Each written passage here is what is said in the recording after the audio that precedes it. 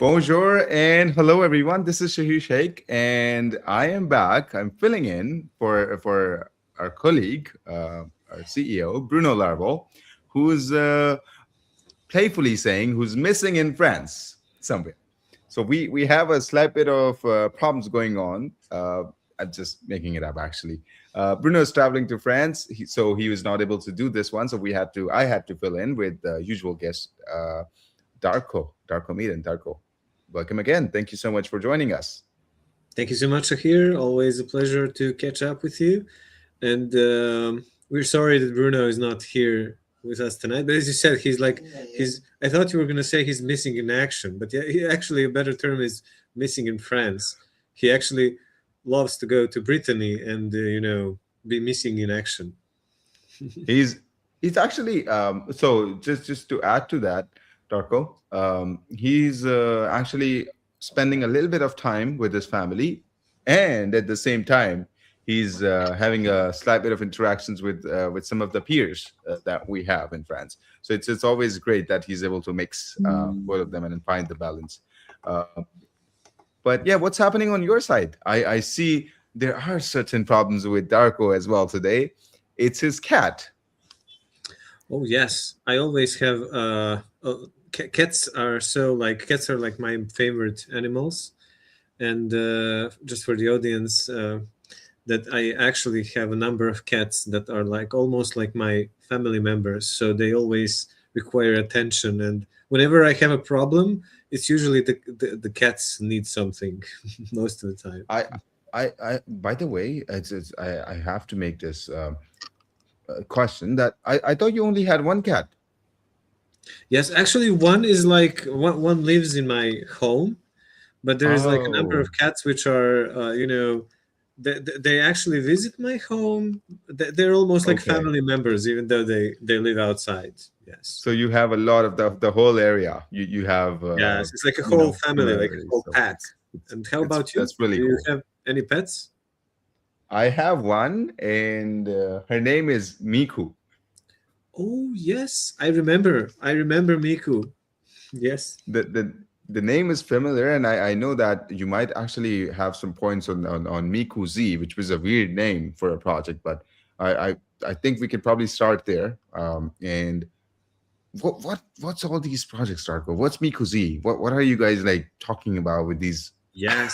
Since you mentioned Miku Z, unique names? yes, it was actually, we gave a name to this project based on your cat. So Shahir has a cat called Miku. So we decided to give this advanced AI project a name, Miku Z. Now, it could actually be an interesting project to discuss on the podcast. And just for the audience, Miku Z is a project which is related to oncology. So even though we named it after a cat, it's and we actually name a lot of projects based on our pets and our cats, especially the cats. Uh, so what is Mikuzi? Well, Mikuzi is an interesting project where we are trying to create AI that can predict survival curves in oncology. There are a number of projects which have the same goal, but Mikuzi is very special because in Mikuzi there is like a game. So there are two AIs that are Hmm. kind of trying to compete with each other. So one AI is trying to predict, oh, this new trial that has not even happened yet, what's the survival curve going to look for it? And then there is, it needs to provide a certain rationale, certain approach. And then there's this other AI, which is trying to find gaps and weaknesses in the approach that its competitors. So it's like a competition between two AIs, and like a product of that competition is potentially the AI that can really predict the survival curve of some future clinical trial, which would be a very Okay, powerful feature. Yes. so it's we can put it hypothetically. We can say that Miku is fighting between her heart and her brain. Is that the right way to say that? Something like that. Yes, it's like the heart wants to has this enthusiasm and wants to make a prediction about the survival curve, but the brain is constantly trying to push it back, and they kind of compete against each other. So their competition yields some emergence, some product. By the way, I think that emergence is super interesting phenomenon in AI. Yes. So you said some curves, the Kaplan-Meier curves, that are usually involved. How no, I'm actually jumping towards a more of a technical question, and of course you're the right person for us to answer that. Uh, all these predictions that we've been doing, I know I'm probably mixing a little bit, but the predictions that we've been doing, and we've been able to achieve some great results, which were slightly beyond our expectations. Um, how useful do you think in the recent future is it going to be? Uh, the fact that we have, I am probably coming up with all of these angles, the quantum computing debate that's going on, the artificial intelligence, the ML injections. Darko, how realistically, how helpful would this be in actual, or should I say, practical outcomes that can actually carry some weight and not just something that's floating? Okay, this could happen, that could happen. How close are we from reality on that? Yeah, so that's such a good question, actually. Very And broad, but I'm gonna throw it your way anyways. yes, yes, I think it actually makes sense, because it depends how we view the benchmarks for this, and the benchmarks for usefulness. In oncology, we really don't have such benchmarks, at least when the AI is in question. Like we have more like mathematical, statistical benchmarks. Like if you think about the benchmarks that we were discussing previously, you and I, they're like, for every type of AI, there is like a benchmark of language understanding, of mathematical reasoning. There is like benchmarks like MMLU, and then maybe some high school grade mathematics. There is the ARC AGI for logical intelligence. So there are benchmarks which are kind of laser focused on specific areas. Like in this field, like how would we predict something that could happen in oncology in a future trial? How can we predict if this drug is going to work?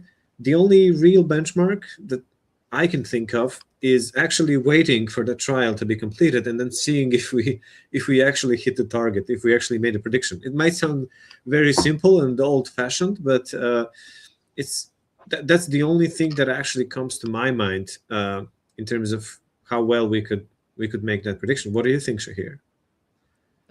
No, I think there's a few angles that still need to be explored.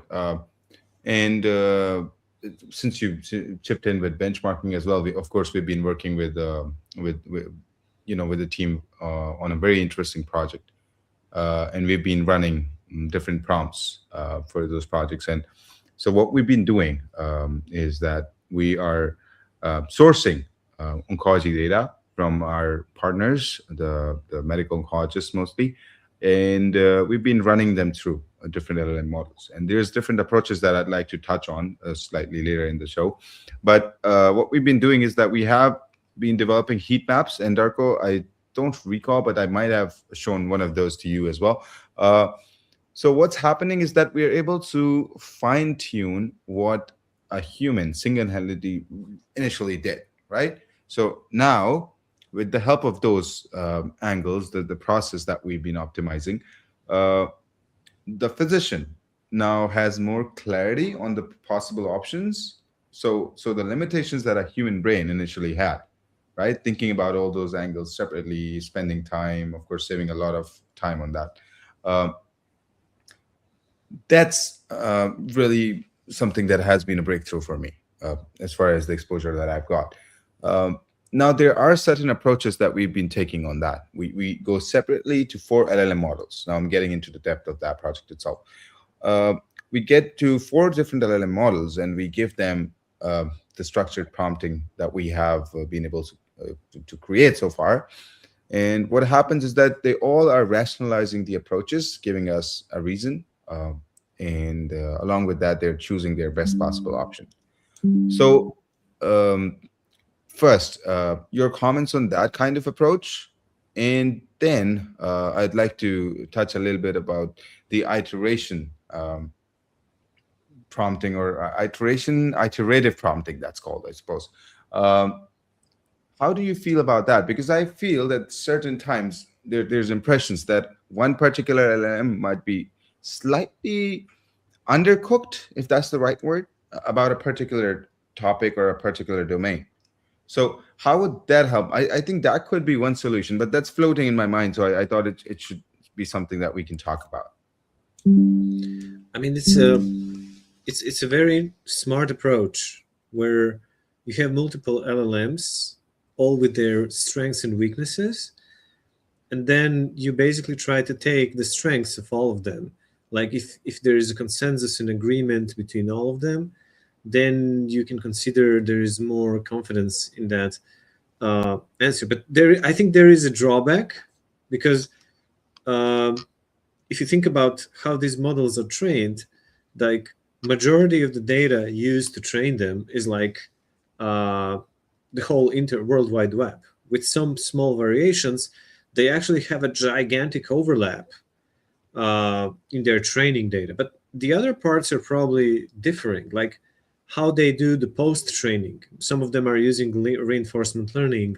Some of them are using other type of fine tuning. So there are probably methodological differences in the way they're created. So I think it's very smart. The approach that you described is very smart, because it kind of um, potentially fixes the inherent bias that these individual models would have by combining their strengths together. And I think that iterative prompting approach could even strengthen that further, potentially. What do you think? I mean, I tend to agree with that, but at the same time, in the back of my mind, I think that it might even take us, it might even make it worse. And I'll explain why I feel that way. So sometimes what happens that when you're prompting, all of a sudden a model would start acting in agreement, which you don't really want. When there's too much agreement, it feels like, oh, okay, it's now, it doesn't really want to dig in any further. What's with that, Darko? Yeah, so the models have their inherent biases. I agree, and yeah, pushing back a little bit maybe in myself, and kind of agreeing with what you said. Sometimes, especially in agentic workflows, I assume that the strategies that you were discussing are probably agentic. As we if we have iterative prompting, it has the agentic segment inside. So it is known that uh, there is a phenomena of uh, compounding of the errors and biases. So the more we repeat something, the more we make it complicated, such as in agentic workflows. These inherent biases of AI models tend to multiply. So Hmm. if at every iteration we have like 15% probability that it's going to hallucinate something, then this 15% multiplied by the number of iterations, they kind of compound. And that's really one of the failure modes of today's agentic systems. So I agree, in such product, we have to be careful with this compounding. So you mentioned the word hallucination again. It's kind of a bit of a trigger point, almost now. So what how soon are we able to get better on that? I mean, it's of course already much better than it was probably 6 months back, but there's still a ton of hallucination involved. Is that going to be an ongoing part of the LLM models, or is this something that we can mitigate if we can ever do that? That's a big and I'm sure you know a lot more than somebody like me on the hallucination angles, because you've been working on some of the projects, and it's been the primary talking point. So are we ever going to get rid of that word in our sentences? Yeah, I think we are going to get rid of it, but not very soon. I think, it's going to take a while, because I think the hallucinations are the the kind of construct error of the large language models. They're there by construct.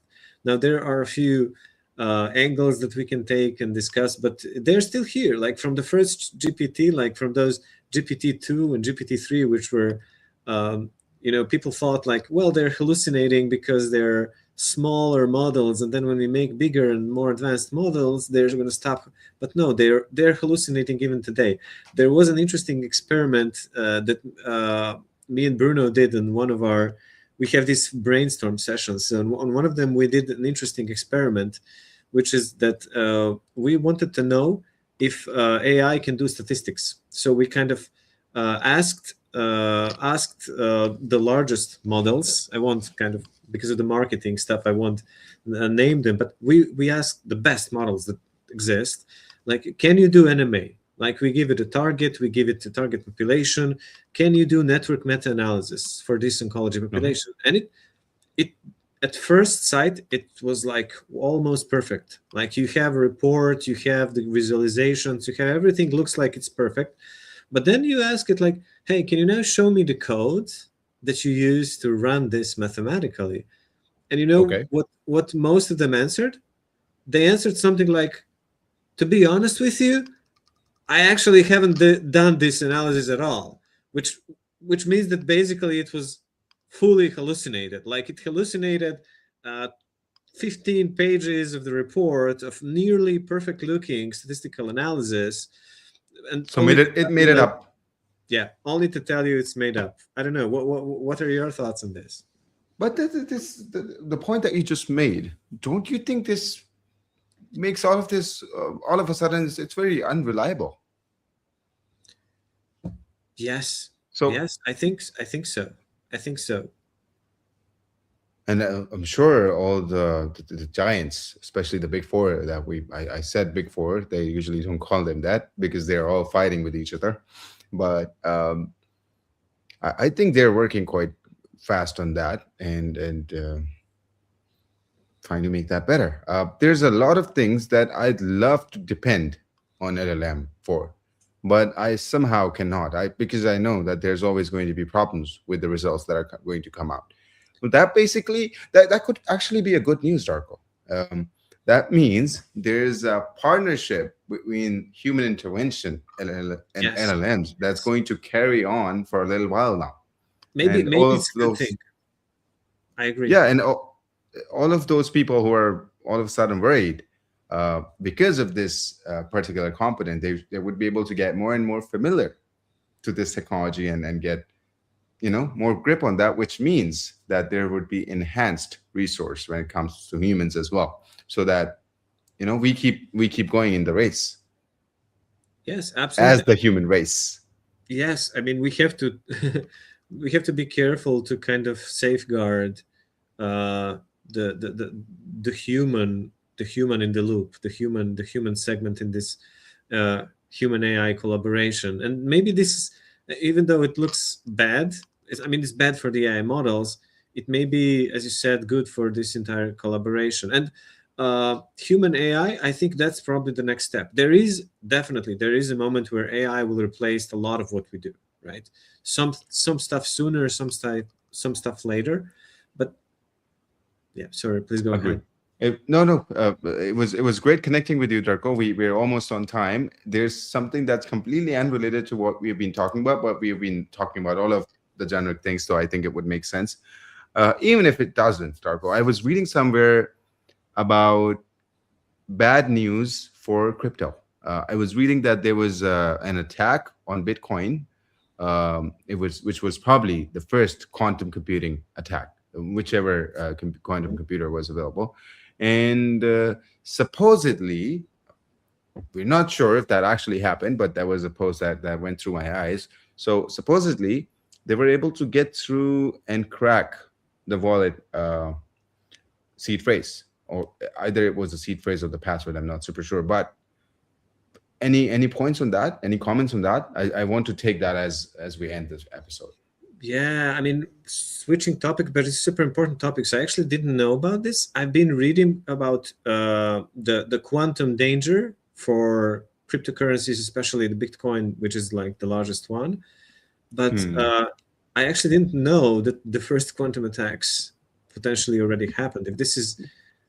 If this turns out to be something that is repeating itself, uh, and it it could force the entire crypto community to move quickly, because it could be in big danger. I was reading something like the year of 2028 is the year where crypto community would need to be ready for such things. So they would kind of have to make forks of their chains to become quantum resistant.